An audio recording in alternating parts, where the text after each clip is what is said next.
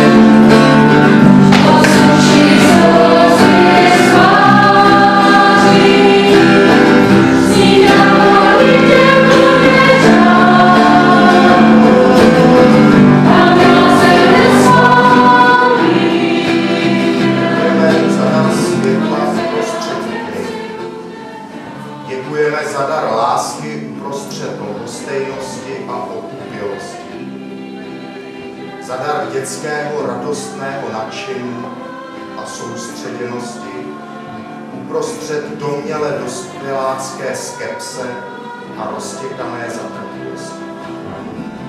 Děkujeme za odpuštění a slitování uprostřed náboženského a dogmatického fanatismu a fundamentalismu.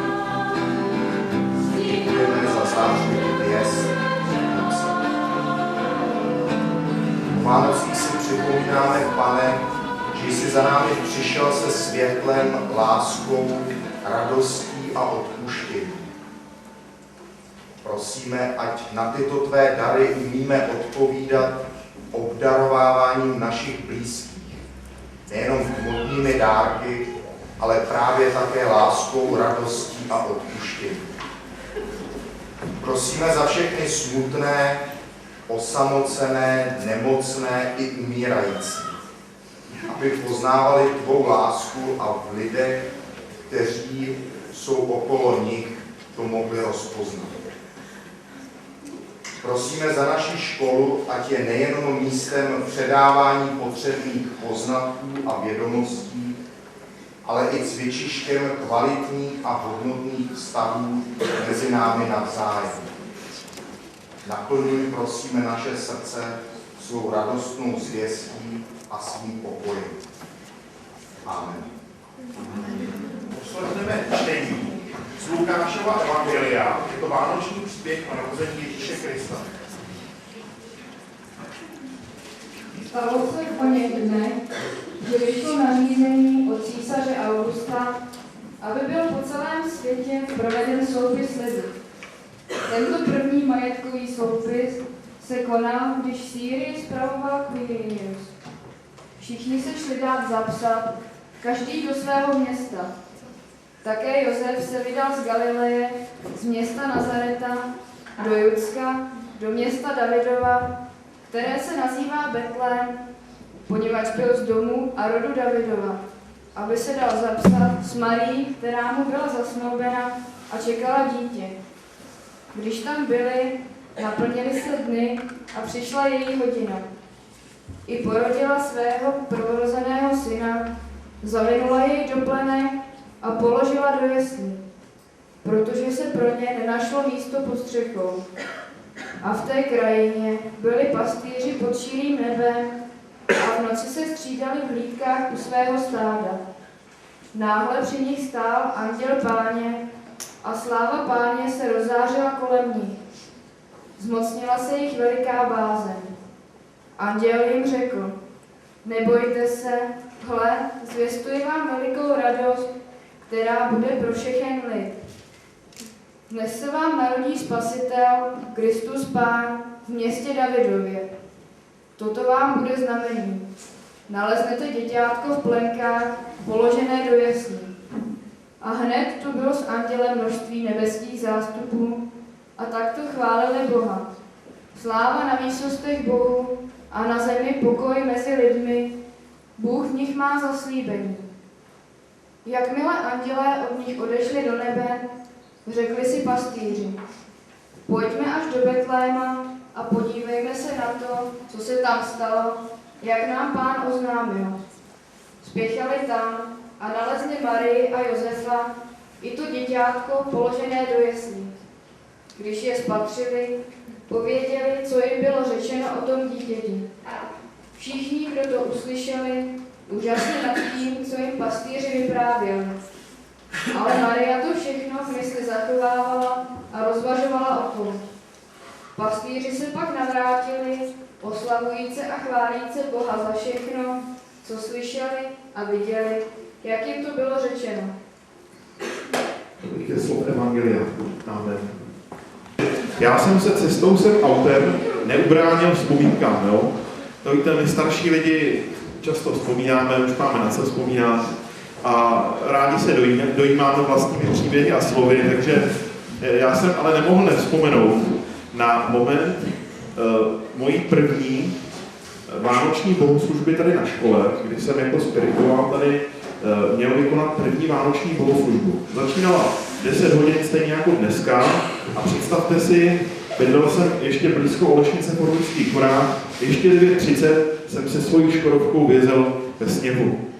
Je tady někdo, kdo si na to vzpomíná? Jo. Ano. Hledal jsem traktor, pak jsem přemýšlel o nějakém stopu jako do nového města, že bych stopnul někoho dalšího, vlastně naprosto zoufalá situace. A já si nemyslím, že to jsou všechno náhody, já věřím, že to bylo řízeno i od jednoty, když vůbec nevím, jak to funguje a nemám na to úplně vyhraněný názor, ale prostě představte si, že 10:10 jsem tady stál a byl 10:10. Našla se hodná paní, která mi půjčila auto, já jsem opatrně na jejich letních gumách jsem tady přijel A tak to byla moje první bohoslužba, na kterou vzpomínám. A jsem moc rád, že jsem tady, protože si uvědomuji, že to je vlastně možná to je moje poslední bohoslužba ve funkci spirituála vánoční na této škole. Ale neloučím se, ještě se chvíli uvidíme a ještě toho určitě spoustu zažijeme. Tak, to byl takový úvod. Já jsem se poučil od Marka. Marek je mladší kolega, než jsem já, ale přitom i od mladších kolegů se můžeme mnohem učit a obdivovat je. A Marek tady, když měl úvodní bohoslužbu, tak se tady přines cihlu. Bylo to na úvodní bohoslužbě, Máro? Ta cihla? Asi jo, je. Tak, ne? Jo tak, aha. To bylo na jiné akci, která ale probíhala tady. A tak já jsem se vybavil a taky jsem si donesl nějaké věci.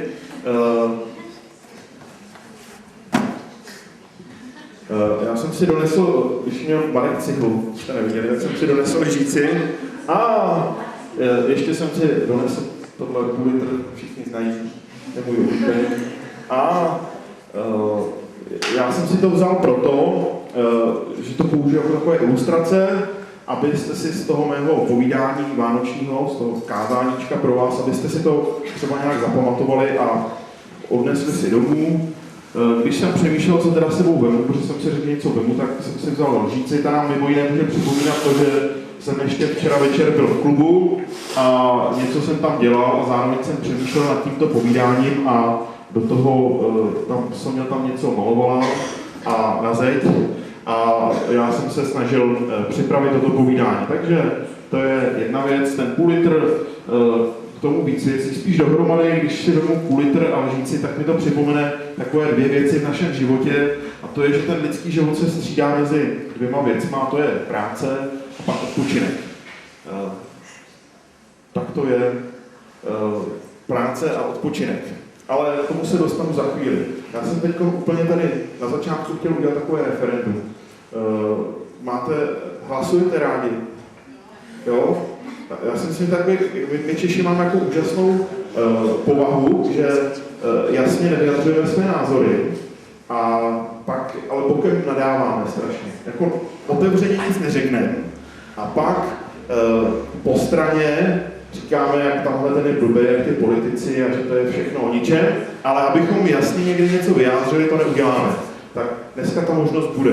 A já bych opravdu rád viděl, co si myslíte. Na setkání s mládeží hrajeme takovou hru, jmenuje se to Volte nohou. Člověk jde třeba do toho rohu místnosti, kde se schází jeho názorová skupina. Není to prosím nás ostuda mít vlastní názor, jo? A takže já se vás zeptám, budeme hlasovat. Já vám tady předestřu 3 svátky a rád bych, abyste vyjádřili svůj vztah k těm svátkům. Jako první svátek jsem vybral svůj oblíbený svátek, nevím, jestli ho znáte, to se jmenuje St. Patrick's Day, a neboli Den svatého Patrika. Je to oblíbený svátek v Irsku, kdy si připomínají svého patrona Irové, teda je to v případě Irů spojeno samozřejmě s tím, že hospody praskají ve švech. Ale je to takový veselý svátek. Kdo pak ví tady někdo, kdy je Den svatého Patrika?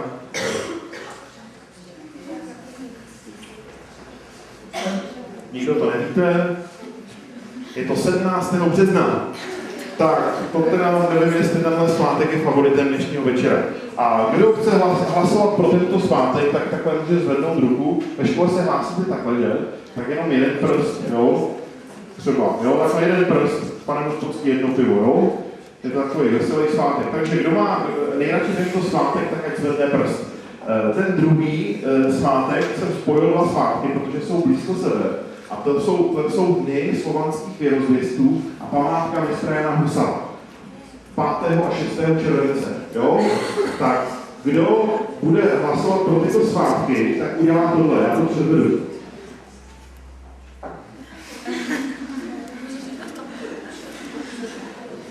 Dělali se průzkumy, zjistilo se, že to jsou velice oblíbené svátky.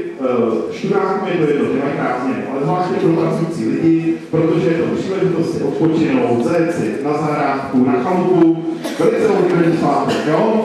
Tak, já myslím, že alespoň mezi těmi z nás, co pracují, teda vidím tady nějaké rodiče, tak třeba učitelé, těm je to taky jedno, ty mají taky volno, takže kdo bude hlasovat pro tento svátek, tak udělá ten mlýnek. A poslední, prosím vás, kdo má rád, kdo má ze všeho nejradši Vánoce, ať se prostě postaví, jo? A je takový složitý se postavit, nebojte se hrdě rovně. Takže Den svatého Patrika,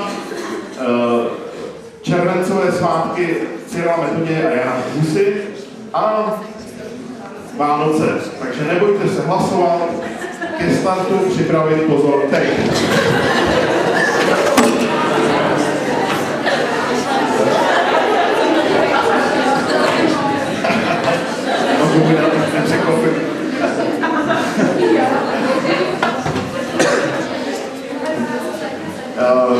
Já taky hlasuju, abyste si nemysleli, že nehlasuju, tak já jsem jako by seděl a teď taky stojím.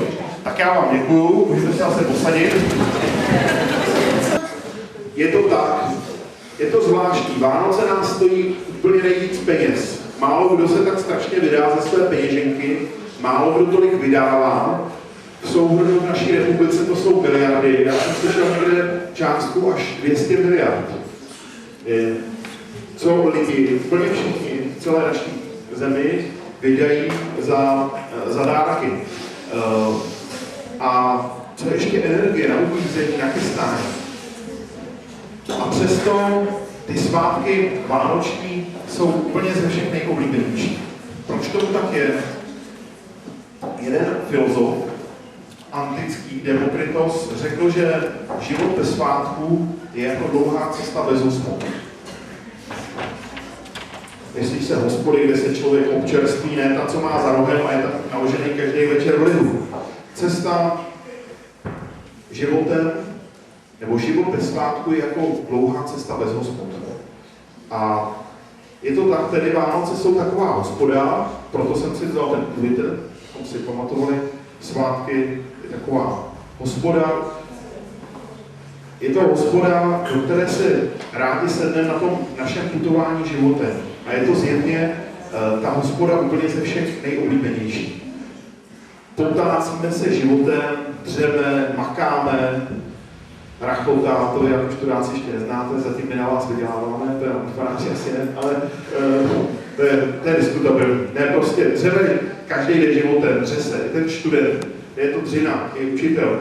Jdeme a pak najednou se nám za horizontem, za zatáčkou objeví ta naše milovaná, krásná hospoda jménem Vánoce. Já si myslím teda, laicky, opravdu laicky, že ten důvod, proč ty Vánoce máme tak strašně rádi, je v tom, že se vzájemně obdarováváme.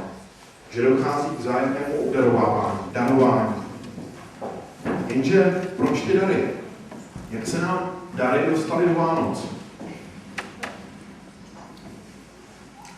To je velmi důležitá otázka. A myslím si, že aby člověk radost z Vánoc prožil ještě úplně a opravdově, tak je vlastně potřeba vědět, jak se ty dary do těch Vánoc dostaly.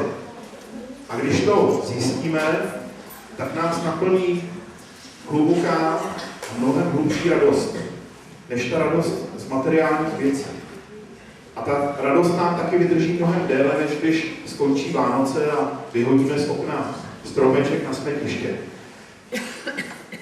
Ta radost plní srdce, duši, mysl, plní naše nitro i daleko za Vánocemi a v horizontu celého života, v pohodě i v nečase. A ta radost vychází z vědomí, že ve vánočním obdarovávání si připomínáme to, že Bůh zásadním způsobem obdaroval nás.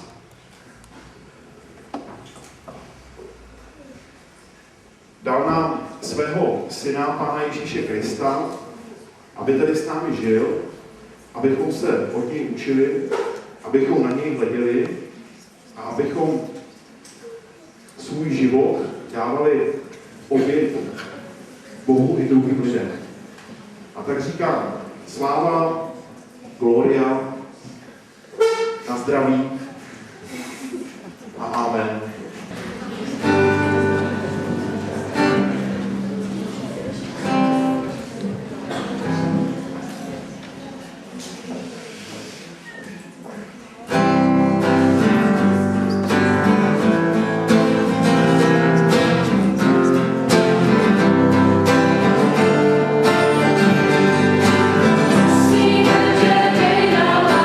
Stephen,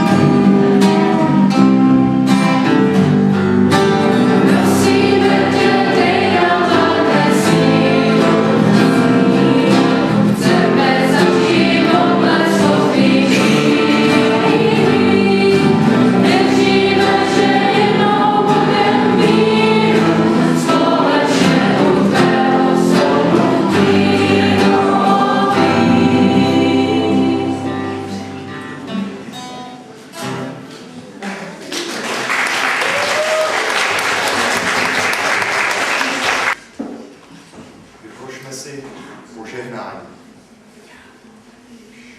Nech Bůh lásky a milosrdenství naplňuje naše srdce radostí a pokojem a uvádí tak našeho ducha, duši i tělo do moci a slávy svého království.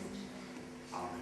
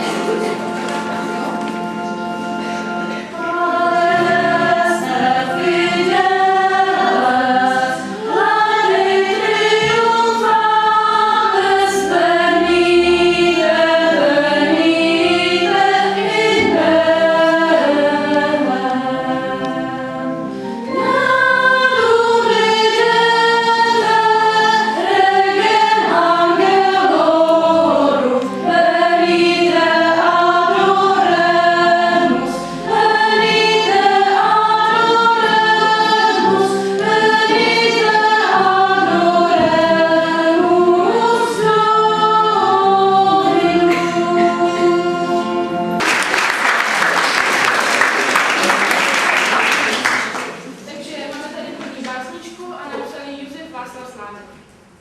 Jak s rolničkami se nezvoní, jak vody v šumném potoce, jste přijeli na bílém koni, o Vánoce, o Vánoce. Po celém kraji sněhu leží, pod mraky měsíc vesluje, však u nás teplo, ať si sněží a vítr okny lomcuje. Náš kulturní a tichý domek až pod krovy je zasněžen, však proto před vánoční stromek k nám od Ježíška přivežen. A na něm, Bože divy světa, jak světelky je zaplaven. Zde stádo, zde je vojská četa, zde korát plavby připraven. Zde cukroví je ve škatuli a zde je zlatý oříšek. A zde, o div, k své matce tulí se sám božský Ježíšek. Zde vůl a osel vedle něho, zde 3 králů je vzácný dar. Však Ježíšku, nač mi je všeho, když nepřines mi botek Pán. Já viděl ondy bosé dítě, sněhem a ledem vošel sám. Já řeknu, že když poprosíte, ty mě a já jemu je dám. Však hle, u dveří někdo stojí, tak dřív se nikdy neusmál. Vysoké bodky, kabát dvojí, snad Ježíšek ty sám uval. O hochu, pojď, u Jezulátka se poděkuj, jak slušivá zde tvoje dobrá matka a vidíš, jak se usmívá a dnes Ježíška nepros o víc, rozdělím s tebou vše, co mám. To cukroví zde na polovit, svou matičku si nechám sám. Jak s rolničkami se mě zvoní, jak vody v šumném potoce, jste přijeli na bílém koni o krásné svaté Vánoce. Our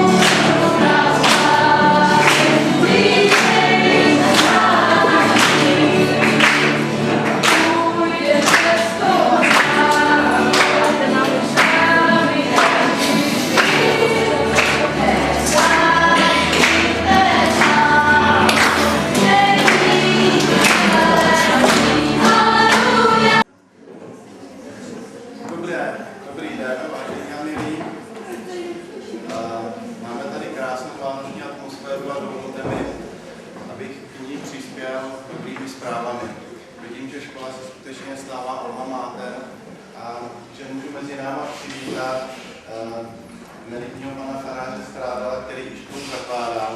Tam se sedí.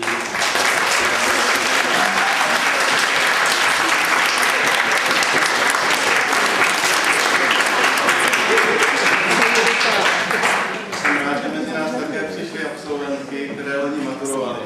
Tam sedí.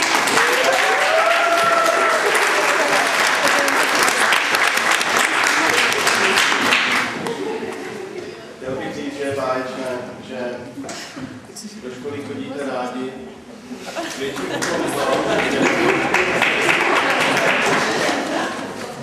Svědčí o tom to, že vedle toho učení, že přípravy, že také máte nějakou zajímavou činnost.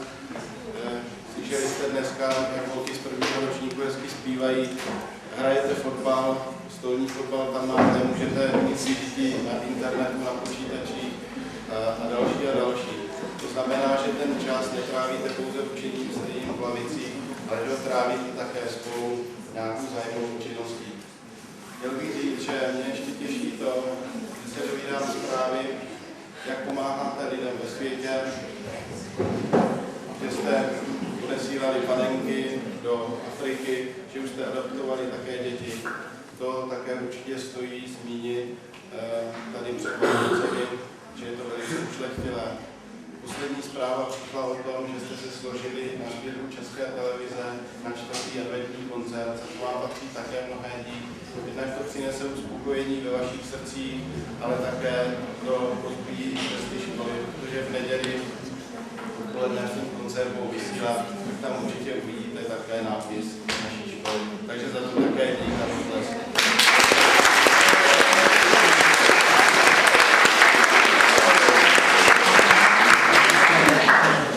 Tohle všechno to vás formuje a to vás připravuje vlastně pro vaše budoucí povolání. Vy budete pozorně pomáhat všem sociálně potřebným, zdravotně postiženým podobně. Také bych chtěl říct, že dnes máme 21. prosinec, je to den slunovratu. Tak mělo by to u nás ve všech zvednout náladu, konečně se zase začne prodlužovat den a začne být více sluníčka. Takže na tohle myslete, je to povzbuzující informace. Poslední informace je vlastně přání. Od zítřka máte vánoční prázdniny. Vykončí 2. 3. v 8 hodin se sejdeme ve škole. Já bych vám popřál, abyste si během těch prázdnin užili svátku. A protože nebudete ve škole, tak abyste si užili všech, na které jste neměli čas, protože jste do školy chodit museli. Hlavně sourozenců, rodičů, babiček a dědečků. Život letí velice rychle, jste mladí, takže urádi toho a opravdu si važte jakýchkoliv lidských vztahů, protože mít dobré vztahy s lidmi je skutečně ten největší přepich, který si můžeme na zemi dovolit. Poslední přání je, abyste šťastně vykročili do roku 2008, abychom se tady ve zdraví všichni 3. ledna sešli.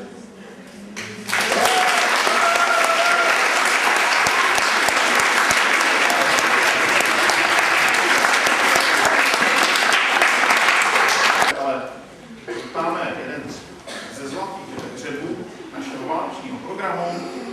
Jestli myslím, že to můžu říct, francouzská koleda.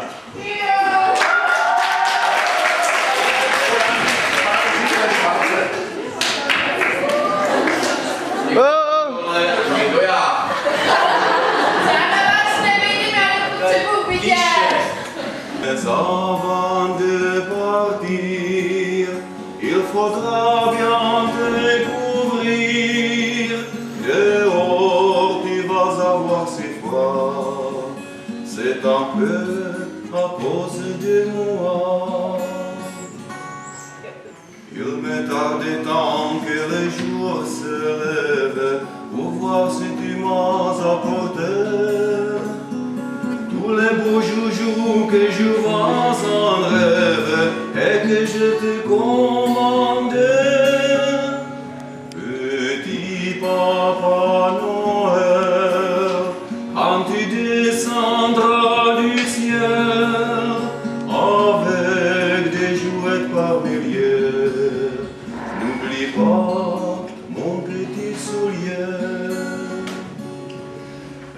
Un champ de sable est passé, les enfants vont faire doudou, et tu vas pouvoir commencer avec ta haute sur le dos, au son des clochers des églises, ta distribution de surprises.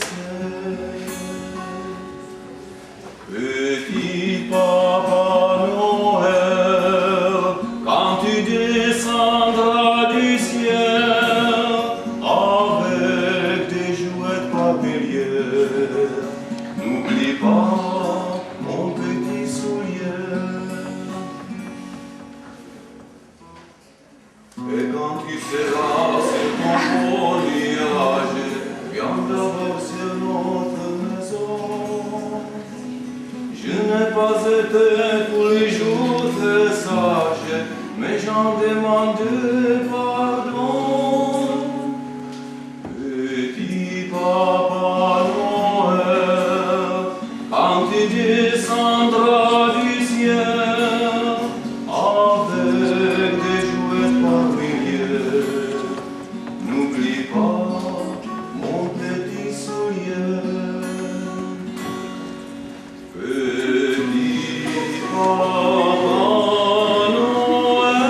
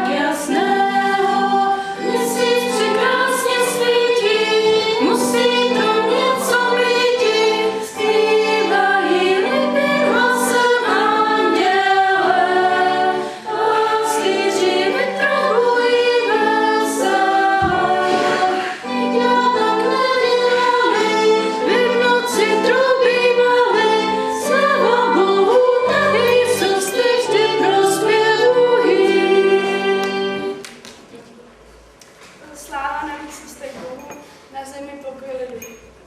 Gloria in excelsis Deus, že se dítě narodilo. Kde? V městě Betlémě. Kudyž tam půjdeme, když cesty nevíme? Jsem pastýři, jsem do Betléma brzy, jsem pojďte, nemeškejte, ať vás cesta nemrzí. Jsem pojďte, nemeškejte, ať vás cesta nemrzí. Co na nás tak voláš, že nám ani spát nedáš, co anděle poslat z nebe, co pak nám to povídáš, co anděle poslat z nebe, co pak nám to povídáš. Narodil se Jezus, běslí položenec, náš spasitel, vykupitel, právě o půlnoci dnes. Náš spasitel, vykupitel, právě o půlnoci dnes. Ale bratře, co pak je to? Inu, bratře, svatba je. Bratře můj, No, pozoruj. no, Co jsme si před léty říkávali? no, Když jsme ty berany pásávali, no, že se nám narodí spasitel, no, celého světa vykupitel. no, Ale bratře, ty pořád nudnu říkáš, ale neříkáš, co mu dáš. Já mu dám svůj krajíc do volky. já mu dám svý všecky pomolky. Já mu dám svýho berana, pomoz mi ho na ty staré rany.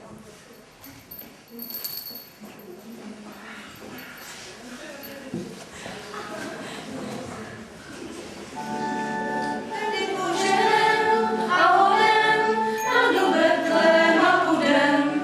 Poženem a honem tam do Betléma půjdem. Ty vezmeš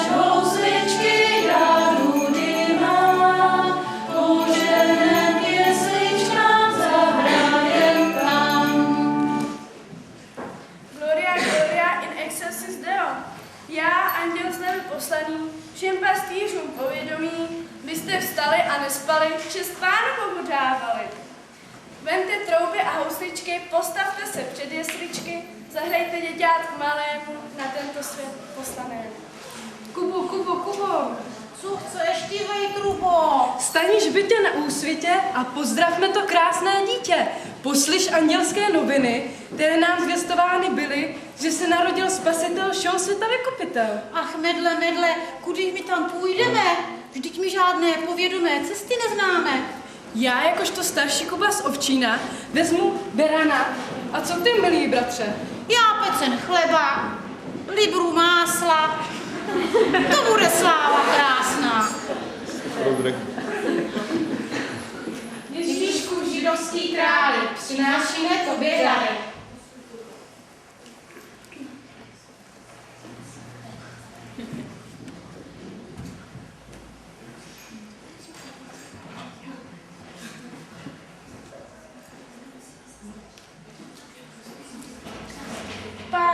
Paní, milá ve všem dobré posílení. Bůh seslal šťastnou hodinu, nesem vám dobrou novinu. Pana syna porodila, panenství však nezrušila. A to dítě maličký položila v jesličky.